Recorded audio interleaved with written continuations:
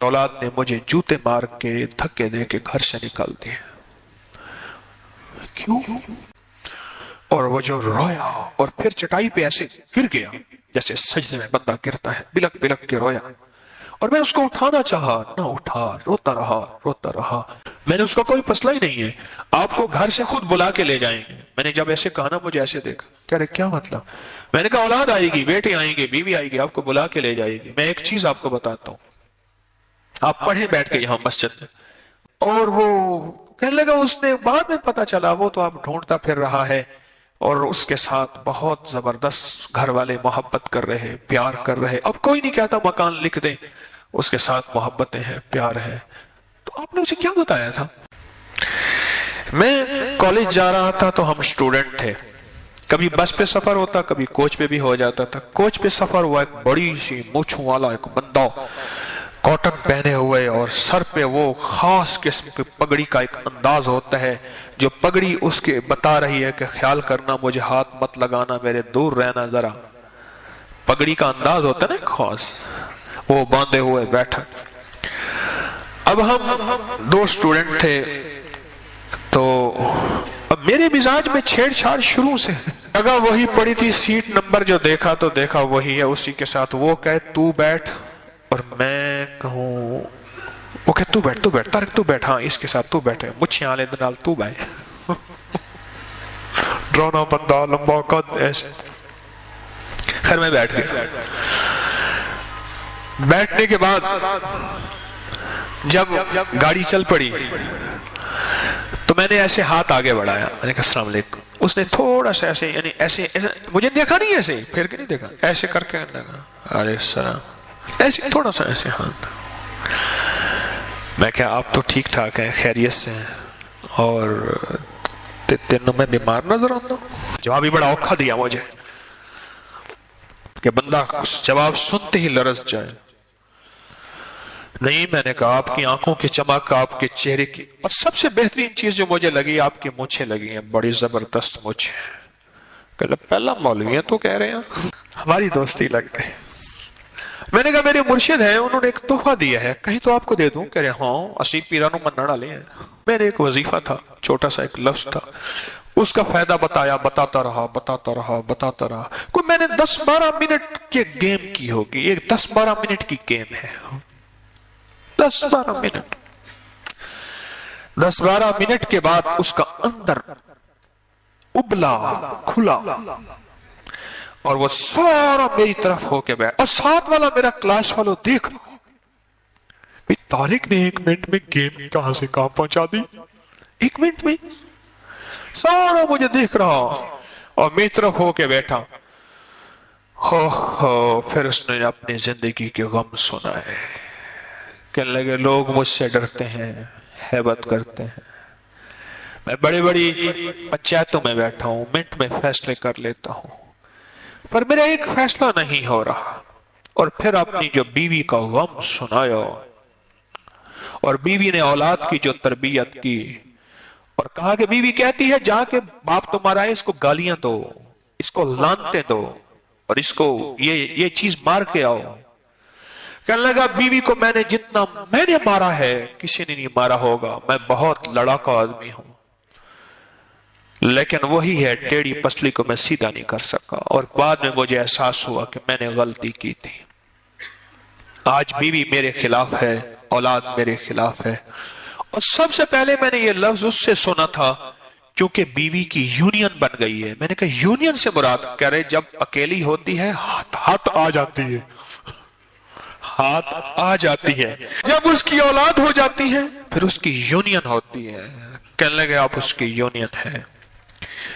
ऐसा गम उसका कि उसके आंसू आ रहे थे और वो पी रहा था, बाहर नहीं निकलने दे रहा था। अपने आसाब को उसने मजबूत रखा हुआ था, पर वो अंदर से टूट गया था, उसका पत्थर मोम बन गया था, उसकी मोम पिघल पड़ी थी। और वो एक ऐसे कि कह रहा था कि लोगों, मुझसे बड़ा मजलूम दुनिया में कोई नहीं है, मुझसे बड़ा बेसहारा दुनिया में कोई नहीं है, मुझसे बड़ा बेआसरा दुनिया में कोई नहीं है कि मुझे कोई मदद करे, है मुझे कोई सहारा दे। اور میرے گھر کے غم کو، بیوی اور اولاد کے غم کو کوئی بندہ شیئر کر لے، ٹال دے، میری بیوی میرے دوست بن جائے، میری اولاد فرما بردار آنکھوں کی ٹھنڈک بن جائے۔ اس کے پاس کوئی سامان نہیں تھا، اس کے پاس کوئی سہارا نہیں تھا۔ یہ کہنے لگا کہ آپ کا پتہ، میں نے کہا کلاس فلاں ہے، رول نمبر یہ ہے۔ میرا پتہ یہ تھا، میری کلاس یہ ہے، فلاں نمبر یہ ہے، اور رول نمبر یہ ہے میرا، اور فلاں کالج میں پڑھتا ہوں، بس یہ میرا پتہ ہے۔ اس کے بعد وہ نہیں ملا، مجھے نہیں ملا، لیکن اس کے غم اور اس کا درد کی کیفیت بتا رہی تھی۔ وہ دنیا کا بے سہارا انسان ہے جو کہ ہیبت کے اعتبار سے بہت زبردست ہے، لیکن وہ دنیا میں ٹوٹا ہوا ہے، اندر سے بکھرا ہوا ہے۔ آباد گیا تو وہاں ایک صاحب سے ملنے کے لیے، انہوں نے کہا جی مسجد میں گئے ہیں۔ میں مسجد میں جا کے بیٹھ گیا، وہ مسجد میں تھے نہیں۔ میں نے گھڑی دیکھی، میں نے کہا نماز کا ہے، چلو نماز پڑھتا جاؤں، جماعت مل جائے گی۔ ایک دو احباب اور بھی تھے۔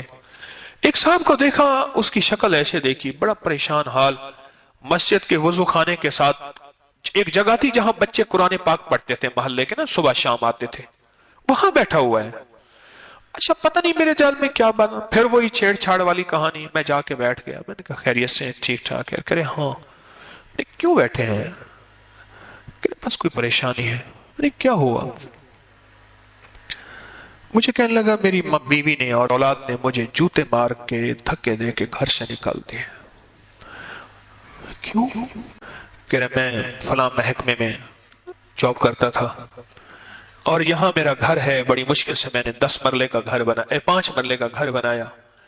اب وہ کہتے ہیں اس گھر کو بیچ میں بزنس کرا، اور میں پہلے اپنی ساری جمع پوچھی اپنی اولاد کو، بیوی کو دے چکا ہوں، اور وہ ختم۔ اب آخری رہس ہے کہ یہ سہارا باقی ہے، یا میری پینشن آتی ہے اور میں ان پہ خرچ کرتا ہوں۔ اب مجھے مارا ہے انہوں نے، اور مار کے مجھے دھکے دے کے نکال دیا ہے کہ اس گھر کو ہمارے نام کر، بیچ، اور اس گھر کو ہم کھائیں بزنس کے نام۔ میں کیا کروں؟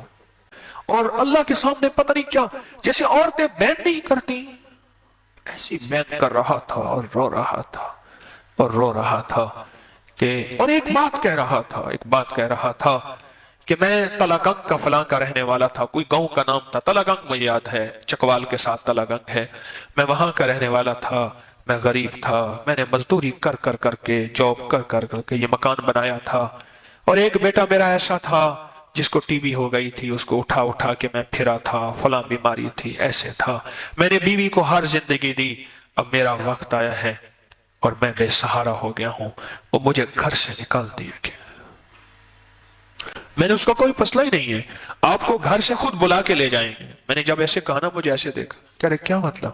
میں نے کہا اولاد آئے گی، بیٹے آئیں گے، بیوی آئے گی، آپ کو بلا کے لے جائے گی۔ میں ایک چیز آپ کو بتاتا ہوں، آپ پڑھیں بیٹھ کے یہاں مسجد میں، آپ کو ساتھ لے جائیں گے اور آپ کی عزت ہوگی، آپ کا وقار ہوگا۔ اچھا اسی بات میں ہو رہی تھی، وہ صاحب بھی آ گئے جن سے میں ملنے گیا تھا۔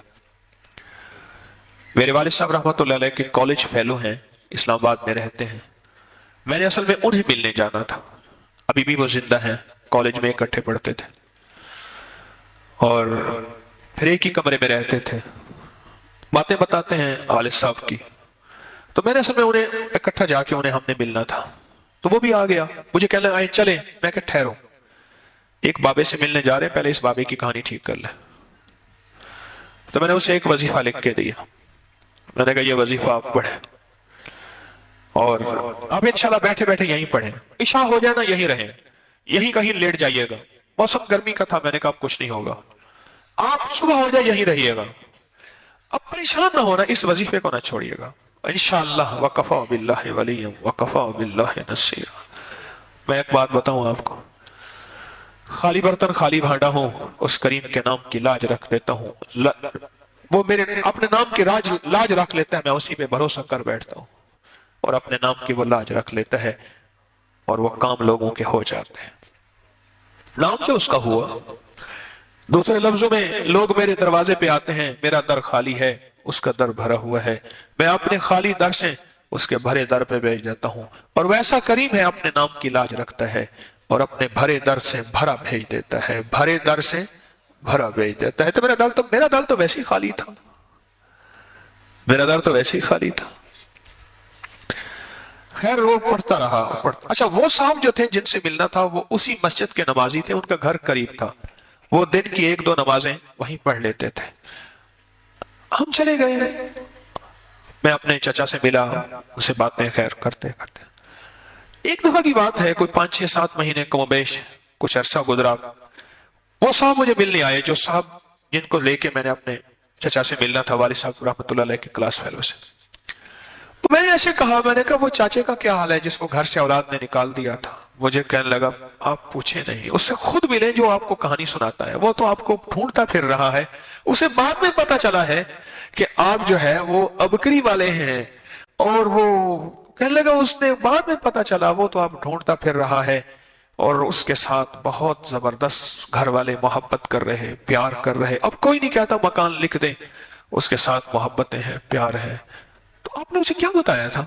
میں نے تو ایک قرآن پاک کی دعا تھی, ربنا حب لنا من ازواجنا وذریاتنا قرۃ اعین واجعلنا للمتقین اماما. بس اصل میں بات یہ ہے, اس کے اندر اس وقت چونکہ درد تھا, ساری عمر کی کمائی اولاد تھی, ساری عمر کا کمائی گھر تھا, وہ درد تھا اور اس نے درد سے پڑھا. اور رب کو درد مطلوب ہے, الفاظ مطلوب نہیں ہے. ایک ہے الفاظ, ایک ہے درد.